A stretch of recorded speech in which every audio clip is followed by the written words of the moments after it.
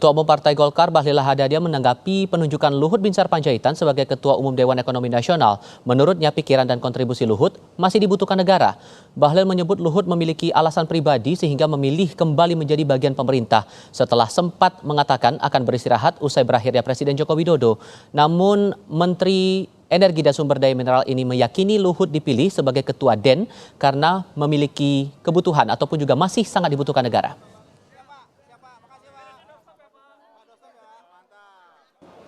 Pak Luhut, beliau adalah tokoh Golkar, beliau adalah kader senior Golkar. Kalau ditanya kenapa masuk, nanti tolong kami tidak bisa menjawab karena itu alasannya alasan senior kami Pak Luhut. Tapi beliau saya yakin bahwa masih dibutuhkan pikiran-pikiran besarnya. Saya punya keyakinan itu. Adalah Pak Luhut punya pikiran yang bagus dan saya yakin negara masih membutuhkan.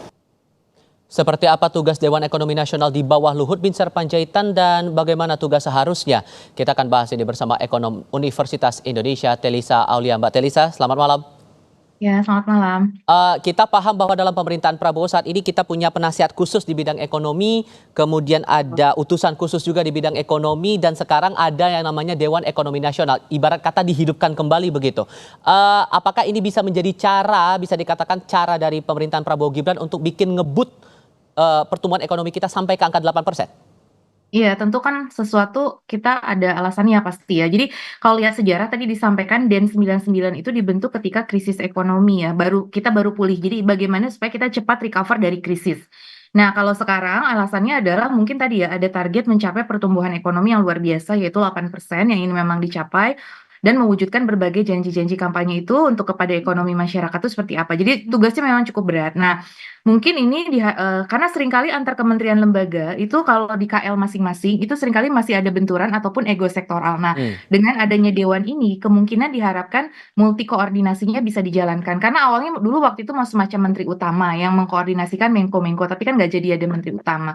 Jadi mungkin dewan ini kan tadi terdiri dari juga board dari para ahli seperti itu ya. Nah, pada presiden sebelumnya ada juga KSP, kantor staf presiden, di dalamnya itu ada deputi bidang ekonomi. Kemudian ada SKP bidang ekonomi. Kemudian satu periode sebelumnya di Pak Jokowi juga ada Komite Ekonomi dan Industri Nasional atau KEN yang menjadi think tank pemerintah. Nah, sebetulnya itu kan style-style aja ya kita mau di mana organisasi. Tapi yang penting adalah menjaga agar memang ini bisa lebih efektif kalau ada dewan ini. Jadi itu tadi untuk segala sesuatu yang sulit di KL. Cuman harus ditupoksinya harus dijelaskan nanti apa bedanya KSP bidang ekonomi, apa bedanya SKP bidang ekonomi, apa bedanya penasehat khusus bidang ekonomi. Nah, kalau Anda menyarankannya lebih baik gimana? Dan batasan rekomendasi pada bidang apa? Kemudian dari penasihat khusus bidang ekonomi batasannya di bidang apa?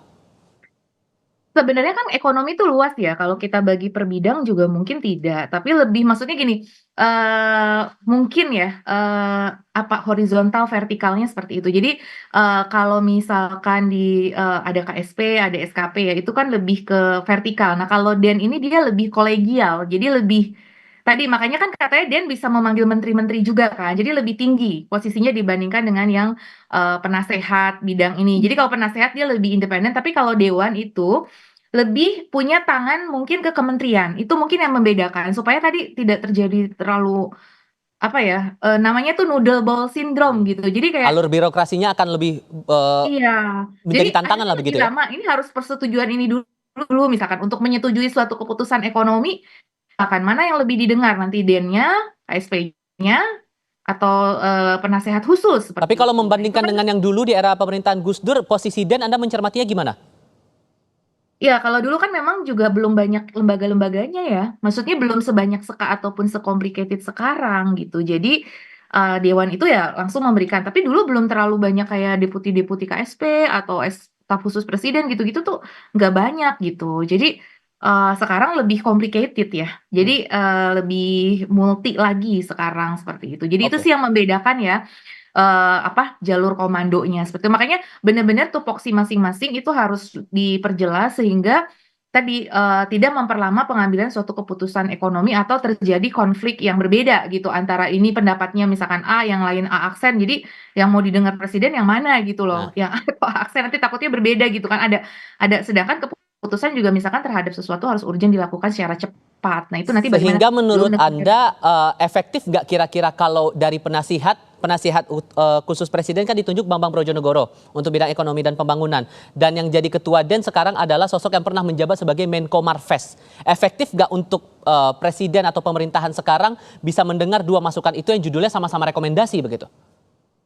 Ya, mudah-mudahan Pak Presiden tentu memiliki leadership ya. Nanti kan mendapat dua masukan misalkan ya, biasanya masing-masing kan punya view tersendiri ya, karena Prof. Bambang itu memang dari bidang ekonomi pasti banyak view-nya. Nah, tapi kalau Pak Luhut kan juga dia ada secara politisnya, secara pengalaman beliau sebagai Menko Marves ya, di mana Menko kan lebih complicated juga ya, lebih banyak hal yang perlu diselesaikan lintas sektor seperti itu. Nah, dan kemudian tadi dia bisa memanggil menteri-menteri. Kalau penasehat kan lebih independen sebagai akademisi dari research gitu. Nah, itu keduanya mungkin di-combine. Nah, itu sebetulnya leadership-nya ya ada di Pak Presiden.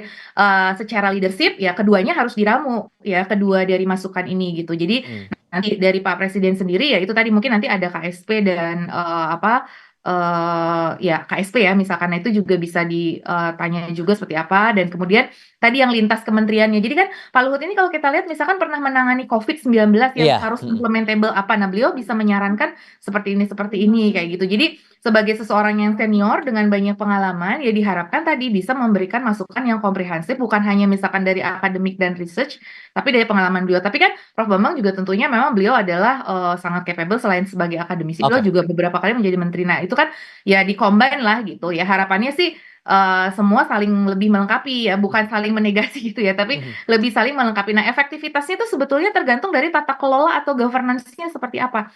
Jadi harus ada jelas gitu loh, ini kepada ini, alur yang seperti tadi Mas sampaikan itu sangat harus dirumuskan, masing-masing punya KPI, masing-masing punya tanggung jawab apa.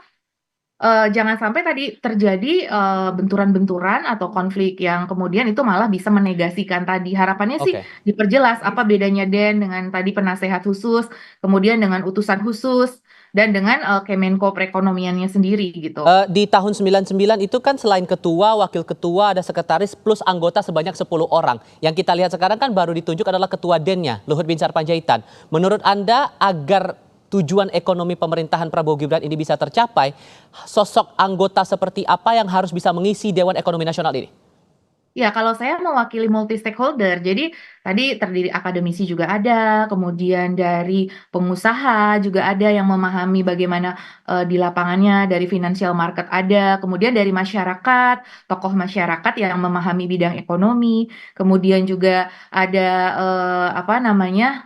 biasanya juga ini ya dari sudut ya pokoknya ada representasi dari masyarakat yang terdampak dari suatu kebijakan juga gitu. Nah, itu harus ada. Jadi kan suara-suara masyarakat itu juga didengar ya, representatif dari masyarakat. Jadi biasanya itu tadi, dan kalau sinergi pentahelix ada mass media juga ya, jangan lupa ada mass media, kan biasanya akademik, bisnis, government, ada media juga di situ gitu. Jadi ada dari unsur media juga harusnya ada di dalam DEN ini. Jadi kan dari kacamata, kalau media kan bisa mengambil apa gitu, terus juga bisa multi generasi juga. Ada dari generasi yang udah senior, tapi ada dari generasi muda. Karena kan sekarang juga masalah ekonomi banyak terkait generasi muda misalkan. Nah, itu. Idealnya butuh berapa banyak anggota kalau begitu menurut Anda, Mbak? Dengan Nah, tantangan ekonomi kita hadapi kan sekarang? kalau dulu memang sekitar 10 ya, tentu sesuai dengan kebutuhan ya, nanti harus dipetakan dulu ya. Saya nggak bisa bicara sekarang berapa yang tapi kan dari pengalaman dulu 10. Nah, harus kita lihat kebutuhan ahli-ahlinya apa gitu, kebutuhan yang dibutuhkan. Nah, dan kemudian again ketersediaan anggarannya ini kan juga Nah kita itu. nggak tahu ya. Balik lagi itu ketersediaan anggarannya, berapa slot anggaran yang dibutuhkan gitu. Kayak dulu saya pernah di KEN juga, Komite Ekonomi Industri Nasional di Pak Presiden Jokowi yang pertama. Itu tuh sesuai dengan pokja-pokja, ada masalahnya apa, ada pokja fiskal, ada pokja moneter, ada Oke. pokja makro kayak gitu. Jadi pokjanya itu harus disesuaikan dengan apa sih kebutuhannya. Memang harus dipetakan dulu ya pasti kebutuhannya itu, dan ketersediaan anggarannya Itu. supaya ini efektif, jangan terlalu banyak juga, selain Baik. juga maksudnya supaya itu juga cepat ya prosesnya, dan memang betul-betul para ahli ya. Mudah-mudahan sih harapannya ada proses rekrutmen yang bisa open juga ya untuk para profesional, untuk siapa yang ingin berkontribusi gitu. Jadi nggak cuma ditunjuk, tapi juga ada masukan dari masyarakat. Kerja-kerja efektif dan efisien ini demi mencapai target yang dicapai 8% pertumbuhan ekonomi untuk pemerintahan Prabowo Subianto dan Gibran Rakabuming Raka, itu yang menjadi harapan bersama. Mbak Teresa Aulia, terima kasih banyak sudah berbagi pandangan bersama kami. Sehat selalu ya Mbak ya. Selamat malam. Malam, terima kasih.